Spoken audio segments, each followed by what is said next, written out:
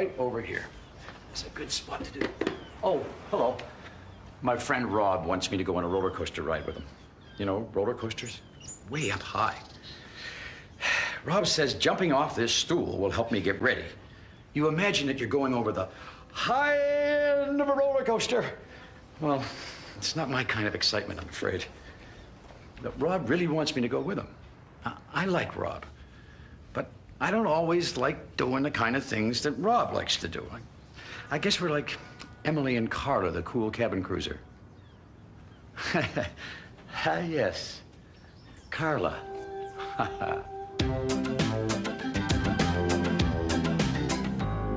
Carla was a spunky little cabin cruiser. She didn't work, and she was always on holiday, going wherever she liked, whenever she liked. And when she got there, she could do whatever she liked. One morning, just before the work meeting, Carla came over to the Great Ocean dock. Now, it was unusual for another boat to be there for the meeting, but Carla wasn't shy. "Hi, I'm Carla," she said. "Hi, Carla," said Emily. "I'm Emily, and this is Foduck." "Hello, Carla," said Foduck. "4 ducks," said Carla. "Okay. Quack, quack, quack, quack." "I don't find that funny," said Foduck. But Emily laughed. "I get it," she said. 4 ducks. "Actually, it's Foduck," said Foduck with a frown. "My name's George," puffed the largest tug. "Nice to meet you, Georgie Porgy," laughed Carla. Said George. "Georgie Porgy," said Emily. "That's funny. And this is Hank." "Hello, Honk," said Carla. "Hi," laughed Hank. "Honk," repeated Emily, laughing. "Carla, you're so funny." "Thanks," said Carla. "I'm Theodore," said Theodore. And everyone waited to see what Carla would say about his name. "Hello, Theodore. Nice to meet you," said Carla. "I hope you don't turn out to be a bore." "Be a bore?" said Emily, and she laughed along with Theodore and Hank. "It's so cool the way you make up such great jokes," said Emily. "Carla the cool cabin cruiser, that's me," said Carla. "I've been all over the world, you know." "So have I," said Emily. "Cool," said Carla. "Let's hang around together. We could be pals." "Great," said Emily, excitedly, and the two began to race their engines. Well, just then, the dispatcher turned to begin the meeting. The tugs were glad that the dispatcher didn't seem to mind Carla being there, especially Emily. See, Emily thought Carla was just the kind of friend she'd always wanted. Funny, smart, and so cool. "Good morning," said the dispatcher. "Only 2 jobs today. Foduck, I'd like you to inspect some fire equipment on Rebecca, the research vessel." "Yes, sir," replied Foduck. "George, Theodore, and Hank," continued the dispatcher, "I'd like you all to bring a big container ship in. There may be a storm coming, and I don't want anything to go wrong." Then the dispatcher turned to Emily. "Emily," he continued, "I'll need you if we have bad weather this afternoon, but I don't have anything for you to do this morning." "Great," said Emily. Thank you, sir." "And listen closely to your radios," he said to the tugs. "When the storm comes, I want all boats back to their docks." He looked meaningfully at Carla. "Even cabin cruisers," he said. "Is that clear?" "Yes, sir," said the others as the dispatcher turned away. "Yes, Mr. Dishwasher," called Carla. The tugs looked up quickly, but luckily the dispatcher hadn't heard Carla. "I can't believe you called him the dishwasher," said Emily. Then she laughed. "You, Mr. Dishwasher." The other tugs said goodbye and started out to do their jobs. Emily stayed behind, still chuckling and feeling very silly. "Isn't it great? I have the whole morning off," she said to Carla. "Yeah," said Carla. "Let's go look at the really deep place where the biggest ships come in." "Okay," said Emily. "But we'll have to remember that getting too close to the path where the big ships come in can be very dangerous."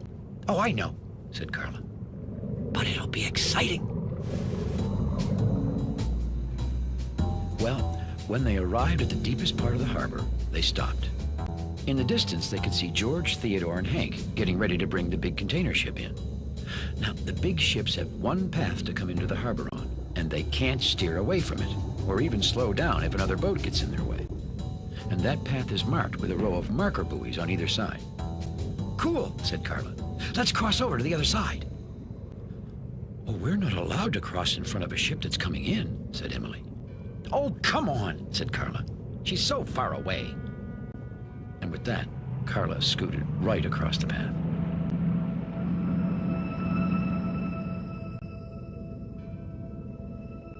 "Come on, Emily," called Carla from the other side. Emily looked carefully, and the container ship was still pretty far away.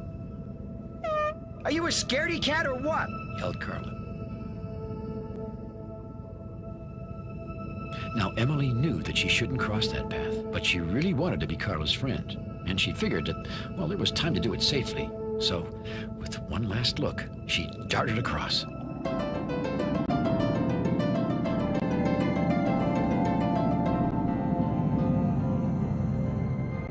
"Cool," said Carla when Emily got there. "Wasn't that exciting?" Well, Emily wasn't sure it felt good at all. She could feel her engine pounding. "Hey," said Carla, "let's go to Rocky Point." "I don't know, Carla," said Emily. "Rocky Point is pretty far away." "But there are these really cool rocks there," said Carla. "I'd better check with the dispatcher first," said Emily. "Oh, come on," said Carla. "Rocky Point isn't that far. Just the other side of the bend past the oil refinery.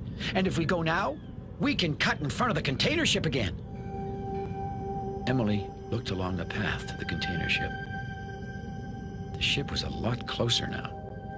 Emily knew that a small boat darting across the path of a big ship could cause a bad accident that could hurt everyone, even the tugs on the job. "No," she exclaimed. "It's not safe anymore." "Oh, you're so boring," cried Carla. "Who'd want to be your friend anyway?" Then Carla dashed across, right in front of the container ship. She missed the big ship by seconds. Emily heard a loud honk from the container ship, and angry voices from the others. "Hey, watch it," said George. "Yes, watch it," said Hank.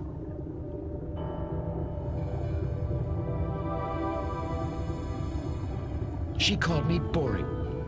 I'm not boring, thought Emily. I should just go meet Carla and prove it. It's the only way I'll ever convince her to be my friend again. And Emily set off. But after thinking about it a while, she stopped. She liked Carla a lot. She was fun and fun to be with. The most exciting boat Emily had ever met. But following her to Rocky Point without asking the dispatcher would mean going against orders. Theodore saw Emily and came out to meet her. "Hey, Emily," he called. "Haven't you been listening to your radio?" Emily had to admit that she hadn't. "The harbor is going to be closed because the storm is coming," said Theodore. Emily hoped Carla had heard that. "Come on," said Theodore. "All boats are supposed to return to the docks." "Theodore, am I boring?" "No," laughed Theodore. "Who called you that?" "Carla," answered Emily. "Oh, don't worry about that," said Theodore. "You're a really good tugboat. Come on, let's go." "Okay," said Emily, a little sadly. Emily took one last look towards Rocky Point, and then followed Theodore in.